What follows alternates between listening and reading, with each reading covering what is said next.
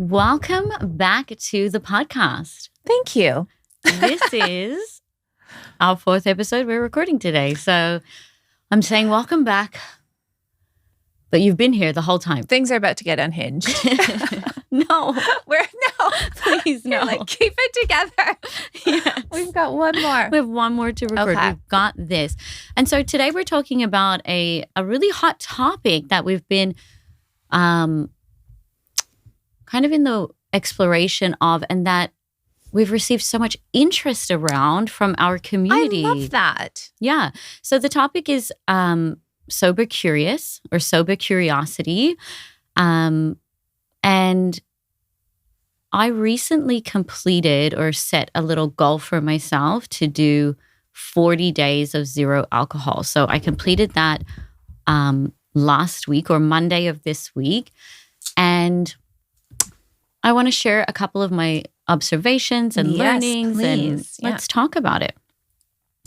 So I guess I'll start with my intention. So, you know, I said this on our social media because I was doing some posts around it, and I think it's important to kind of say this is in no way means to like demonize alcohol or anything like that. It was more like I just felt compelled to take a closer look at my relationship with alcohol. Yeah. And so I didn't even really know that I was going to start it when I did. I just kind of woke up one day and I was like, okay, today is day one. And literally the night before, I had been out for dinner with my partner, and we had we sat on a patio. It was a summer night, and we shared a bottle of French Chablis. Oh my God. It was... Are you trying to make me want to drink? I just need to set the context, right? Okay. It's not like I'm an anti-drinker or not that I don't indulge or enjoy a sweet, crisp, white wine. Yes. Because for you, it doesn't have to be all or nothing. This was you just doing a check-in, essentially. I was just doing a check-in. And to be honest, I had attempted to do this check-in, take a little break, maybe 2 or 3 times already this year, and then had always started drinking again or had accepted a glass of wine.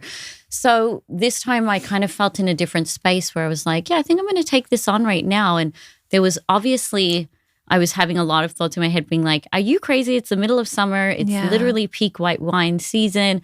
There's going to be so many dinners, events, parties, trips to go on, and you're not going to drink. And I thought there's always going to be all of those things at any time of the year. So I think I'm just going to do it now.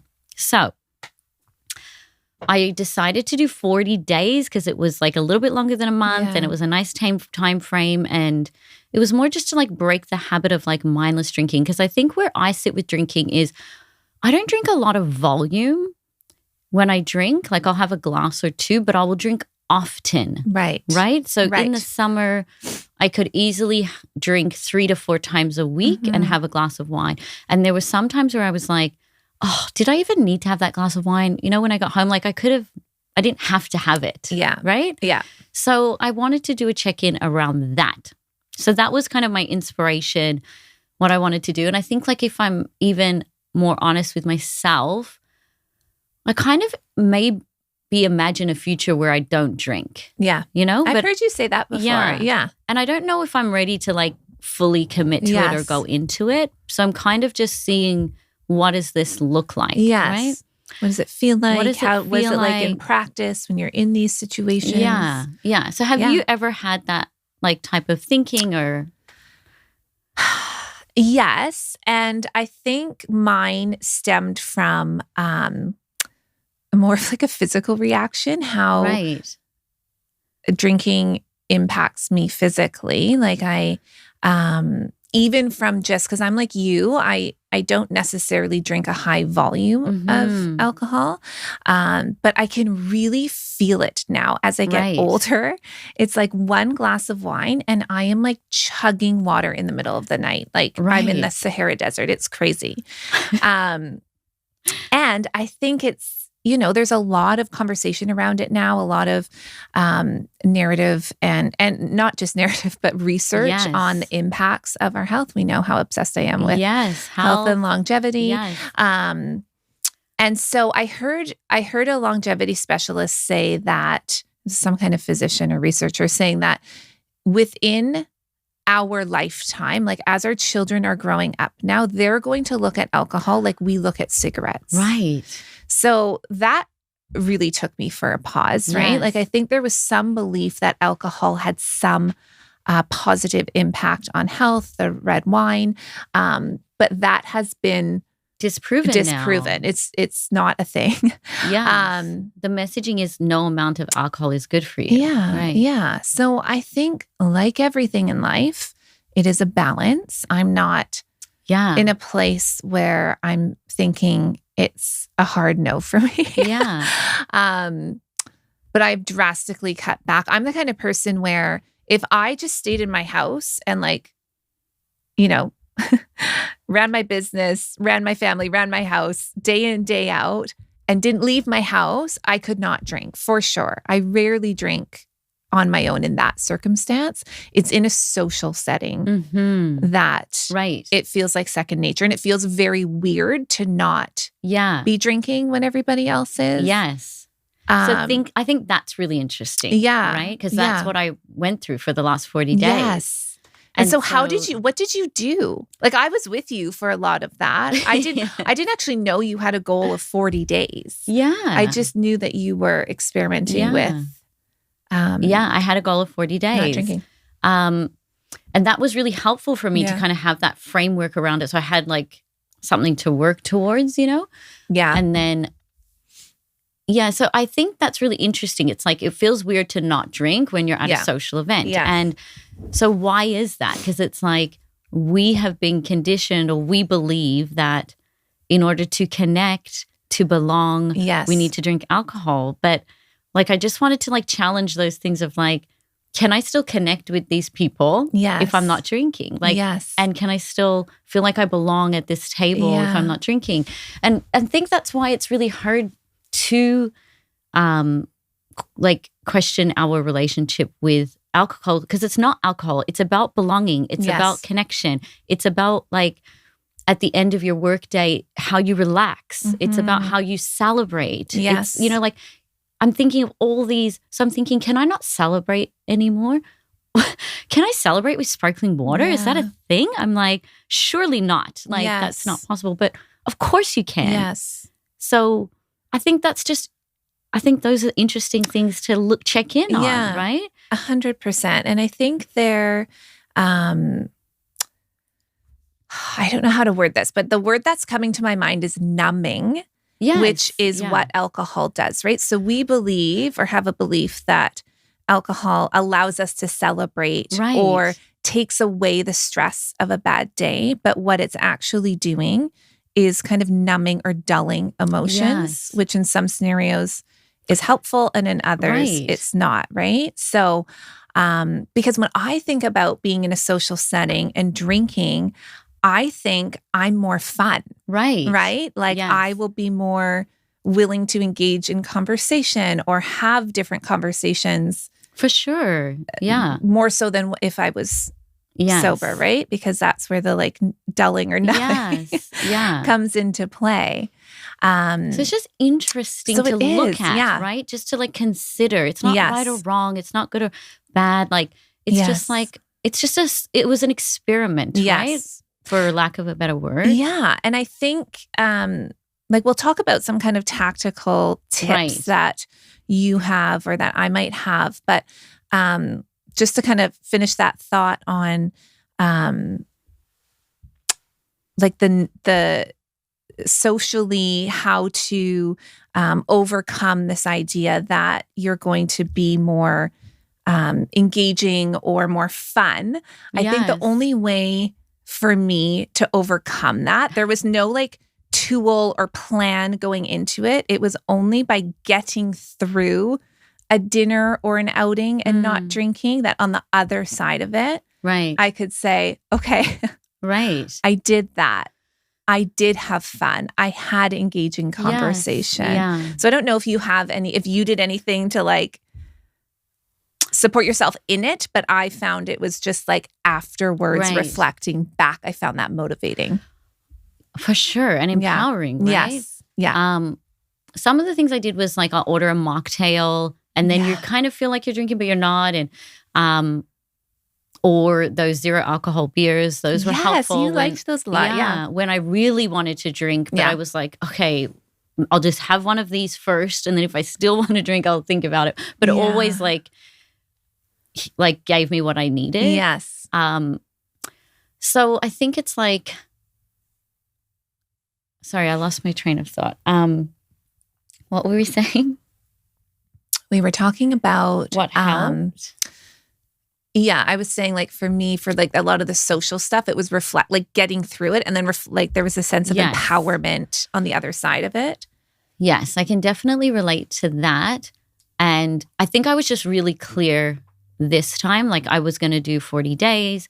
And, you know, I think when we think about our lives and I look at my goals, and there's certain areas where I want to be doing better. And so this is the first time I'm actually looking at like, who do I need to be to call all of those things I say that I want into my life, right? Like what version of myself do I need to be? And so some of the like changes that I've made were this, like really thinking about my relationship with alcohol, my fitness and like how I care for myself and my workout routines.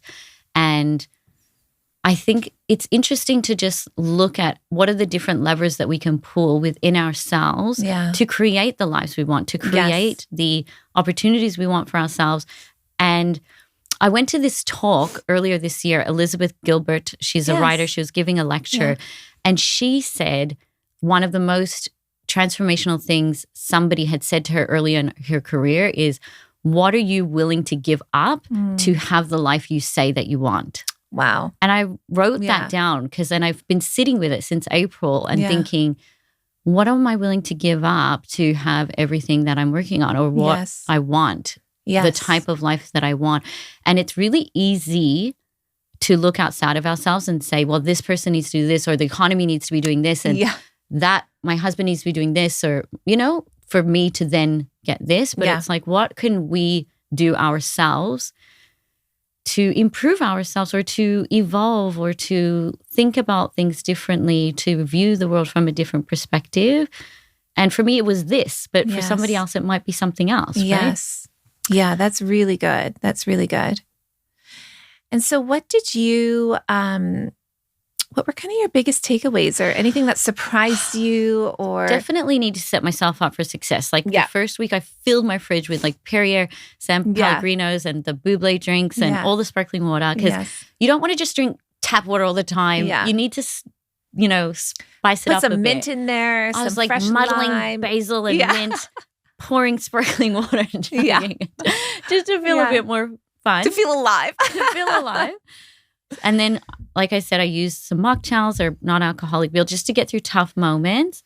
I gave myself a framework, a time frame. And it doesn't mean like on day 40 I started drinking again. Like I haven't drank since and I'm just going to kind of take it day by day and see what I feel. I did notice that there was one or two people that were really triggered by me choosing to not drink. Yes. And these are not people I necessarily know very well. Yes. But like they would, like one person I remember, I was at a dinner event and they were like, why aren't you drinking? Yeah. Like, are you seriously not going to drink? Yeah. And I was like, so invasive. I was just like, well, I'm just taking a pause. And that's a real, like sometimes people are triggered. Yes. When you try to like better yourself or look at yourself, because it kind of holds a mirror up to them and shows them like, and so I had to kind of replay in my mind, like, this is not about you, Tess. This is not about you. Like, just hold still. But it took something from me in those moments to just 100%. Like breathe and be like, oh, and I'd kind of downplay it, just taking a pause. Like I wasn't even prepared to go into it. But I think I'm talking about it because it's important for people who are like that to think about, it's hard enough already for that person. Exactly. They might be just trying to better themselves. Or I got a lot of DMs on our social when I shared about this, is that this happened to other people too. And we're suffering from addiction. Yes. You know, like you just actually never know. Like, it's like asking someone why they're not having a baby. Like, you just can't ask people stuff like this. Yes. It's crazy. Yeah. But I actually would, like, 5 years ago, I for 100%. Sure would have been triggered if you weren't drinking. I would have been triggered. Yes. Yeah. Right? Like, I would have been. So I also reminded myself of that in the moment of like, hey, 5 to 10 years ago, Tess, this would have been you being that dickhead, you know? Like, totally. So I just had to breathe and be like, I'm just taking a pause and just try to like move the subject and also not explain myself to somebody. I don't need to explain myself to you. Like, exactly. So I think also like setting the time frame and being really clear on like what my intention was helped me to like hold strong during those times where I was like feeling a bit under attack or wavering or really wanting to drink. And it was interesting, like in moments where sometimes I was at a dinner with people I was meeting for the first time and I was a bit uncomfortable. Yeah. And I was like, fuck, I'd love a glass of wine. Like that would really, and then I'm thinking, Tess, you can be uncomfortable. Like it's okay. You know? Exactly. Because then it's everything. Like I can't, like I need to drink to be uncomfortable, to be sad, to be happy, to relax, to like. Exactly. It starts adding up. That's when it starts adding up. Right.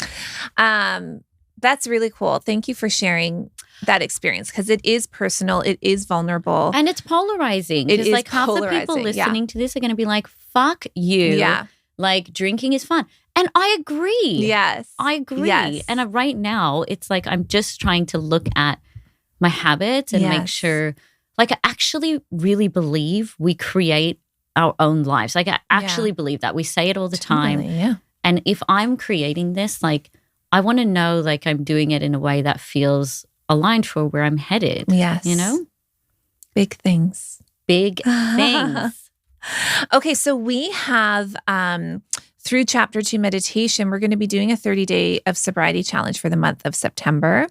We're actually going to save it in the highlights on Instagram in case anybody misses it and wants to start that journey later. But essentially, we're just going to be creating tips and tricks and tools and learnings to keep people motivated and supported. Do that?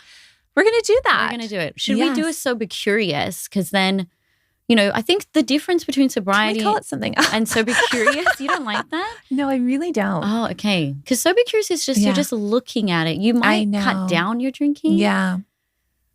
I like the connotation of it. I don't know what it is about that word. The word. So you'd prefer to do a sobriety, which is nothing. Well, I'm not, no. Okay. I'm saying I like the flexibility within Sober Curious, but I don't know why that word is triggering to me. What would you like to call it? Can we brainstorm? I need to brainstorm. Yeah. I need a minute. But the point being is come join us on C2. Yes. Chapter 2. And check it out. Meditation, our website or our Instagram. Yes. And we know this is a hot topic because we received the most DMs about this when I started talking about it than we have for any other topic. I know. I love that. It definitely hits a nerve. Yeah. And if it's for you, come over. If it's not, have a drink for me, please.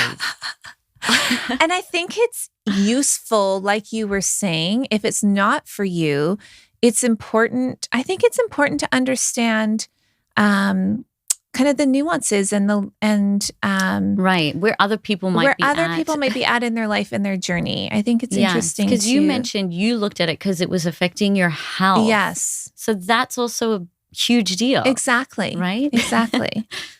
100%. All right. That's it. That's a wrap. Okay. Toodles. If I'm not canceled, I'll see you next week.